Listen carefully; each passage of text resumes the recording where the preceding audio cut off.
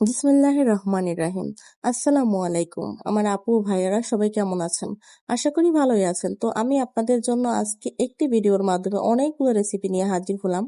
আশা করি সবাই ভিডিওটি না টেনে সম্পূর্ণ দেখবেন। আর ভিডিওটি দেখলে অনেকগুলো রেসিপির আইটেম পেয়ে যাবেন। আশা করি আপনাদের কাছে ভিডিওটি অনেক ভালো লাগবে। তো সবার শুরুতে একটি কথাই বলবো যে যারা ইউটিউব থেকে আমার ভিডিওটি দেখছেন সবাই আমার চ্যানেলটি সাবস্ক্রাইব করে দিবেন। আর যারা ফেসবুক থেকে আমার মানে ভিডিওটি দেখবেন তারা সবাই আমার পেজটি ফলো করে দিবেন। আর আপনাদের কাছে একটা রিকোয়েস্ট যে সবসময় আমার ভিডিওতে লাইক কমেন্ট শেয়ার করবেন, এটা আপনাদের কাছে আমার রিকোয়েস্ট। যদি একটু হলেও ভিডিওটি ভালো লেগে থাকে, কারণ অনেক কষ্ট করে আপনাদের জন্য ভিডিও করি, আপনারা যদি একটু লাইক কমেন্ট শেয়ার না করেন, আমার চ্যানেল সাবস্ক্রাইব না করেন, আমার পেজটি ফলো করে না দেন, তাহলে সত্যি অনেক কষ্ট লাগে। আর আমার মনে করেন দুইটা ইউটিউব চ্যানেলেরও যে নেম, আমার ফেসবুক পেজেরও সেম নেম। তো আপনারা যারা ফেসবুকে অ্যাড আছেন তারা ইউটিউবে অ্যাড হয়ে যাবেন, আবার যারা ইউটিউবে অ্যাড আছেন তারা ফেসবুকে অ্যাড হয়ে যাবেন। আর আমার ভিডিও যদি কোনো কিছু জানার থাকে ভিডিওর বিষয়ে, তাহলে আপনারা অবশ্যই কমেন্ট করবেন। আমি চেষ্টা করবো আপনাদের সবার কমেন্টে রিপ্লাই দেওয়ার জন্য। তো যাই হোক, আমরা ভিডিওতে চলে যাচ্ছি। না টেনে ভিডিওটি সম্পূর্ণ দেখবেন। আশা করি অনেক ভালো লাগবে, অনেক কিছু শিখতে ও জানতে ও বুঝতে পারবেন। তো যাই হোক, সবার দোয়া ও ভালোবাসা নিয়ে আমার এই ভিডিওগুলো করা। আজকে আপনাদের সাথে নতুন একটি বিষয় সম্পর্কে আলোচনা করব, তার সাথে অনেকগুলো রান্নাও শেয়ার করব। তো আপনাদের সবার সাথে আমি সেদিন শেয়ার করছিলাম যেদিন আমার বোন আসছিল, যে আমার বোন আমার জন্য কি কি নিয়ে আসছিল। কিন্তু আমি আমার বোনের জন্য কি কি রেডি করছিলাম এগুলো কিন্তু আপনাদের সাথে শেয়ার করা হয় নাই। আর সবকিছু সবসময় শেয়ার করা হয় না, তবে চেষ্টা করি মাঝে মাঝে যে কিছু কিছু বিষয় অবশ্যই আপনাদের সাথে শেয়ার করার জন্য। তো যেহেতু আমার চ্যানেলটা রান্নার, তো আমি সবসময় চেষ্টা করি রান্নার টুকিটাকি জিনিস সবসময় আপনাদের সাথে শেয়ার করার জন্য। আজকেও তার ব্যতিক্রম কিছু করলাম না, চলে আসলাম অনেকগুলো রান্নার রেসিপি নিয়ে। আমার বোন যেহেতু আমার বাসায় আসছে, তো আমি চিন্তা করলাম আমার বোনের জন্য ভালো ভালো কিছু আইটেম রেডি করি। তো সেগুলোই আপনাদের সাথে আজকে শেয়ার করব। তো যাই হোক, আপনারা ভিডিওটি না টেনে দেখতে থাকুন। আর কোনো প্রশ্ন থাকলে অবশ্যই আমাকে কমেন্ট করবেন, আমি আপনাদের রিপ্লাই দিব।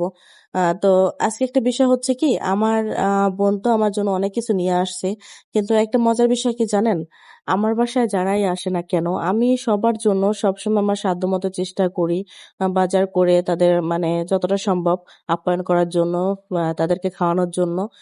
যে মেহমান আসে তো সবাই অনেক খুশি হয়, সবাই চায় যে তাদের মনে করেন যে মনের মতো করে আপ্যায়ন করতে।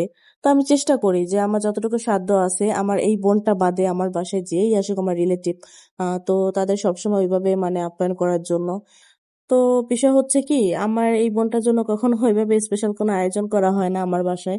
আর সবচেয়ে মানে দুঃখজনক বিষয় হচ্ছে এটাই যে আমার বোন আসলে সে আমার সমস্যা সুবিধা অসুবিধা সবকিছু জানে বা সবকিছু বোঝে বিদায় সে নিজেই এসে নিজেই বাজার করে আবার নিজেই মানে খেয়ে যায়। বিষয়টা হচ্ছে এরকম যে আমার তো মানে বাজার করতেই দেয় না, তারপরে সে নিজে এসে বাজার করবে, বাজার করে রেখে যাবো, এটা পরে আমি খাবো বা আসলে পরে সে যে বাজার করে সবাই মিলে একসাথে খাই।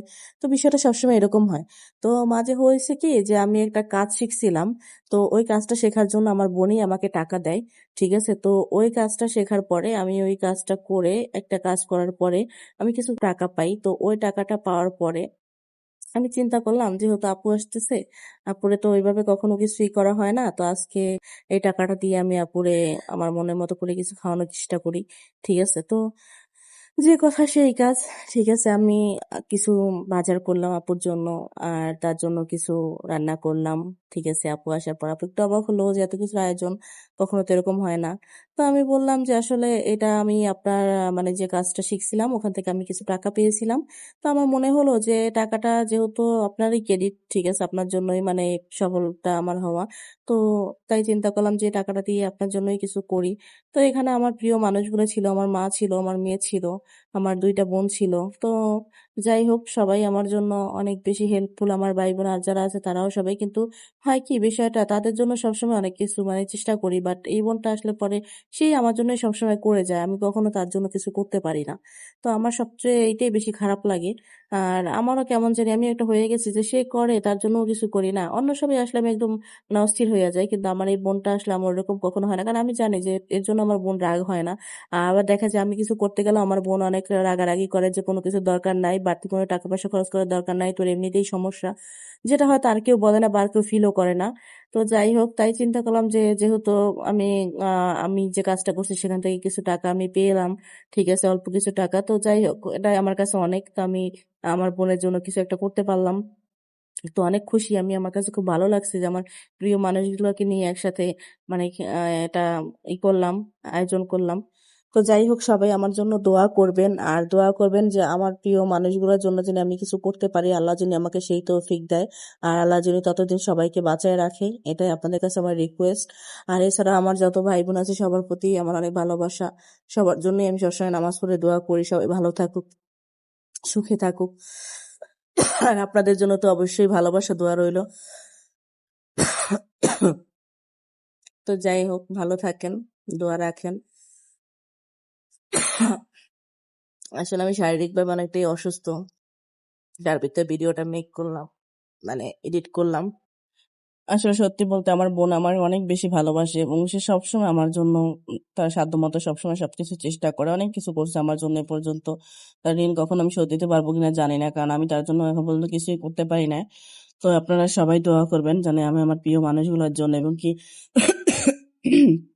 যে মানুষগুলা এই খারাপ অবস্থা আমার পাশে ছিল বা আছে এখনো, তাদের জন্য যদি কিছু করতে পারি, আল্লাহ যদি আমাকে সেই তৌফিক দেয়। এবং এছাড়া আমার যত ভাই বোন বা আত্মীয় স্বজন যারা আছে, তাদের সকলের পাশে আমি তাদের খারাপ সময়টা গিয়ে দাঁড়াইতে পারি, কারণ খারাপ সময় আসলে কারো পাশে দাঁড়ানো মানে এই জিনিসটা আসলে খুব বেশি জরুরি, যেটা আমরা কেউই হয়তো করি না, বা হয়তো একটা দিন ফোন দিয়ে কেউ করে খোঁজ নেই না।